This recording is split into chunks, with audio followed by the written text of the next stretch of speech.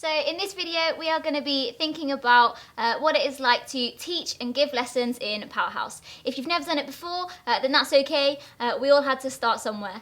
So the first thing that I would say when preparing a lesson to give in Powerhouse is to let God lead you. So when you're preparing it, pray around it, think about it, read the scriptures yourself, and ask God what He wants to say to the kids. You can't teach something that you've not learnt yourself, so just make sure that you are in a place where you're also willing to learn.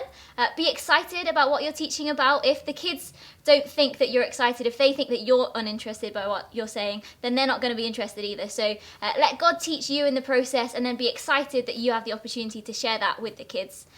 Secondly, I would say be looking at the Bible. Remember to use the scripture. Sometimes we can get so carried away with the point that we want to make that we forget where it's come from. We forget the verse, or we forget to make emphasis that it's come from the Bible. So just remember to do that. Remember to make it clear where your lesson is coming from when you present it to the kids.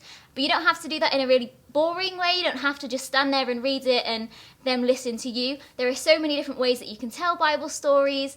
You can use creativity. You can use the different senses. It doesn't have to be you just speaking and them listening. You can use sight. You can use illustrations. You can use pictures. You could use sounds. You could get them to do the sound effects. You could get them to repeat words after you. You could use taste. You could have something to hand around. Or you could have touch. You have something to give to them. There are so many different ways that you can engage the children that's not just you speaking and them listening. You can also use the resources that are available to you. That could be other people. You could use your teammates. You could prepare them in advance for something if you want their help, or you could just tell them on the day. You could get the kids involved. They love to volunteer. If you can get them involved, that would be great too. There are so many different ways that you can use your creativity, use the senses, use the resources around you, use what you've got at home, or you could ask someone at church to provide something for you. Just think a little bit outside the box. You could use dramas, you could use illustrations, you could use props, you could use dressing up. There are so many different things that you could do.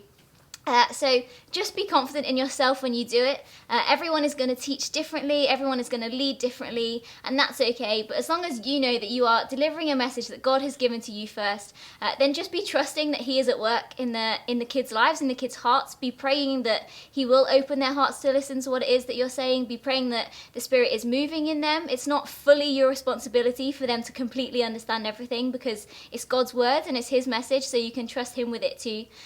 Teaching in Powerhouse can be really fun. I really love it. Never thought that I would be doing it. And now when Emma gives me a message to deliver to the kids, it's an exciting opportunity for me too. So just go for it. Be confident in yourself. Feel free to ask for help. You don't have to do it by yourself. But just go for it. Be confident and let God lead you in it as you teach the kids.